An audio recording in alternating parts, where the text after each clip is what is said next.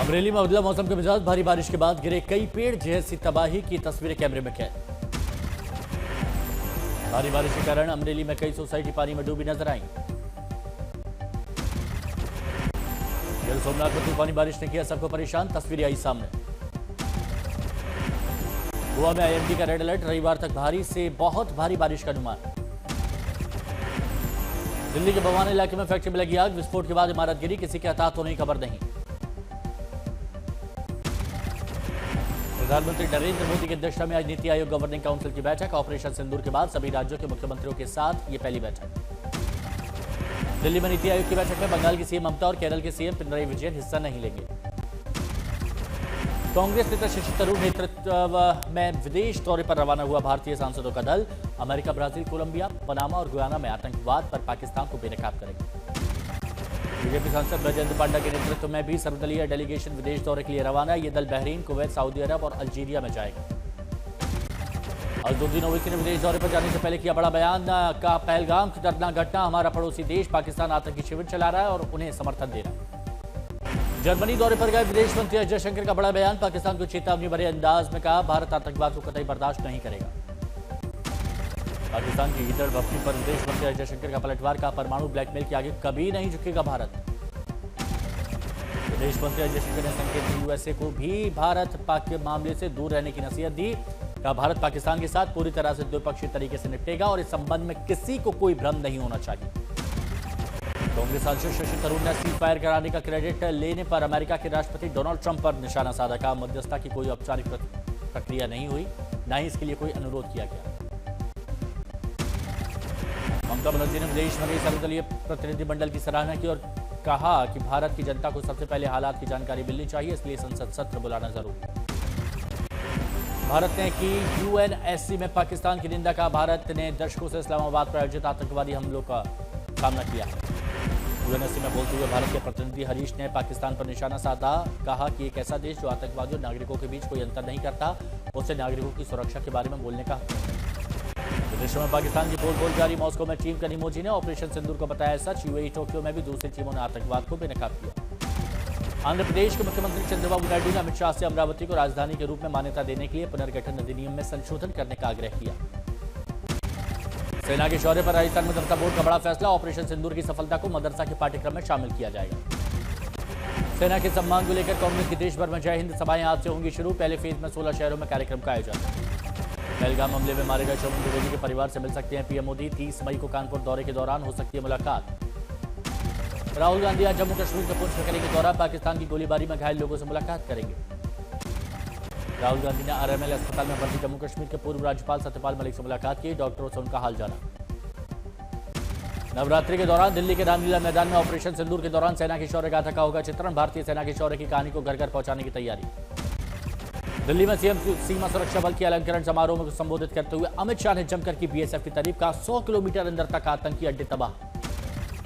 CM योगी ने भी पाकिस्तान के खिलाफ भरी हुंकार। कहा 75 साल बहुत जी लिया पाकिस्तान, अब उसका समय आ गया है, नहीं छोड़ेगा नया भारत। 75 वर्ष बहुत जी लिया पाकिस्तान, अब उसका समय आ गया है। वो अपने ही कृत्यों से अब अपनी सजा पा रहा है। देश में कोरोना के नए मामलों में बढ़ोतरी से बड़ी चिंता, दिल्ली समेत कई राज्यों में एडवाइजरी जारी। केरल में सबसे ज्यादा एक्टिव केस। अहमदाबाद में कोरोना के 20 नए केस, एक्टिव मरीजों की संख्या 31 पहुंची। दिल्ली सरकार ने कोविड को लेकर जारी की नई एडवाइजरी, अस्पतालों को तैयार रहने के निर्देश। बढ़ते कोरोना के मामले के बीच आज दिल्ली के सरकारी अस्पतालों में बैठक होगी, कोरोना गाइडलाइंस का पालन करने पर मंथन। गाजियाबाद में 4 मरीज पाए गए कोविड पॉजिटिव, 3 मरीजों का होम आइसोलेशन, 1 मरीज अस्पताल में भर्ती। एकनाथ शिंदे ने की प्रधानमंत्री और गृह मंत्री की सराहना। कहा अमित शाह नक्सलवाद और पीएम मोदी आतंकवाद के खिलाफ लड़ाई लड़ रहे हैं, जिस पर देश को गर्व है। आतंकियों के संबंध में जम्मू कश्मीर का पुंछ में जांच एजेंसियों की कार्रवाई। एसआईए टीम ने संदिग्ध जमीर अहमद शेख के घर पर छापा मारा। प्रधानमंत्री मोदी ने दिल्ली में rising north east investor summit का किया उद्घाटन। पूर्वोत्तर को बताया ऊर्जा का पावर हाउस। कहा पूर्वोत्तर हमारे लिए अष्टलक्ष्मी। ये मोदी बोले देश में निवेश के लिए बेहतर माहौल, व्यापार का गेटवे बनेगा पूर्वोत्तर। पूर्वोत्तर का हर राज्य निवेश के लिए तैयार। सोमवार को देश को मिलेगी पहली D9 रेल इंजन फैक्ट्री। प्रधानमंत्री मोदी गुजरात के दाहोद में बने रेल इंजन D9 कारखाने का उद्घाटन करेंगे। 9000 हॉर्स पावर की क्षमता और नवीनतम तकनीक से लैस है D9 rail engine. Dahod railway कारखाना अगले 10 वर्षों में 1200 इंजन देगा। गुजरात को 24,865 करोड़ की दूसरी योजनाओं की भी सौगात देंगे पीएम। कई योजनाओं का उद्घाटन और शिलान्यास करेंगे। राजस्थान के बीजेपी विधायक कंवरलाल मीणा विधानसभा से निलंबित। कोर्ट ने 20 साल पुराने मामले में दोषी ठहराया। कोटा में छात्रों की लगातार खुदकुशी पर सुप्रीम कोर्ट ने राजस्थान सरकार को फटकार लगाई। पूछा, इस साल 14 स्टूडेंट ने आत्महत्या की, एक राज्य के तौर पर क्या कर रहे हैं आप? छत्तीसगढ़ में 27 नक्सलियों को ढेर करने के बाद अब महाराष्ट्र में सुरक्षा बलों का प्रहार। गढ़चिरौली एनकाउंटर में 4 खतरनाक नक्सली खत्म। चारधाम यात्रा में चरम पर श्रद्धालुओं का उत्साह। रिपोर्ट्स के अनुसार 13 लाख के करीब पहुंचा तीर्थयात्रियों का आंकड़ा। अभी तक 12,87,000 से ज्यादा लोगों ने दर्शन किए। 23 मई को 67,172 श्रद्धालु पहुंचे चारधाम। 30 अप्रैल से लगातार जारी है तीर्थयात्रा। अभी तक 5,31,000 से अधिक श्रद्धालुओं ने बाबा केदार के दर्शन किए। कल 24,540 तीर्थयात्री पहुंचे केदार। अभी तक 3,35,000 से अधिक श्रद्धालुओं ने किए भगवान बद्री विशाल के दर्शन। कुल 20,703 तीर्थयात्री पहुंचे बद्रीनाथ धाम। 4.5 लाख से ज्यादा श्रद्धालुओं ने यमुनोत्री और गंगोत्री धाम के दर्शन किए। कुल 11,173 श्रद्धालु पहुंचे यमुनोत्री, 10,756 गंगोत्री। दिल्ली एनसीआर के अधिकतर हिस्सों में ऑरेंज अलर्ट। 70 किलोमीटर प्रति घंटे की तेज रफ्तार से चलने की हवा। प्रयागराज में गर्मी का असर पर संगम के जल स्तर पर संगम आने वाले श्रद्धालु नहीं मार पा रहे हैं डुबकी। आज अरब सागर में शक्ति नामक चक्रवाती तूफान का प्रभाव दिखा। दक्षिण गुजरात के तटीय क्षेत्रों में शहरों में देखने को मिला। मध्य प्रदेश के इंदौर से तेंदुए का कुएं से रेस्क्यू किया गया। बाद में तेंदुए की मेडिकल जांच हुई। ओडिशा के कटक में फर्जी नौकरी घोटाले का खुलासा। ओडिशा क्राइम ब्रांच ने लोगों से 1 करोड़ की धोखाधड़ी करने वाले शख्स को गिरफ्तार किया। हरिद्वार में पुलिस ने सुलझाई 4 साल की मासूम की हत्या की गुत्थी। 700 सीसीटीवी कैमरे की मदद से मिला आरोपित का सुराग, गिरफ्तारी। फरीदाबाद में हो रहा इमारत का निर्माण। मिट्टी धंसने से 5 मजदूर दबे, 2 मजदूरों की मौत हो गई। मध्य प्रदेश के कटनी में फर्जी मार्कशीट के बल पर कर रहा था इलाज। 1 मरीज की मौत के बाद खुलासा।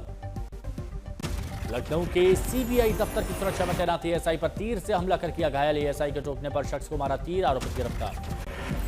गोंडा में शादी के घर में हुई थी डकैती, की गई दुल्हन के भाई की हत्या। पीड़ित परिवार की बेटी की शादी का पूरा खर्च उठाएगा महिला आयोग। कोटा में झाड़ फूक से इलाज के नाम पर लाखों की ठगी। पुलिस को मिले 7,20,000 के नकली नोट।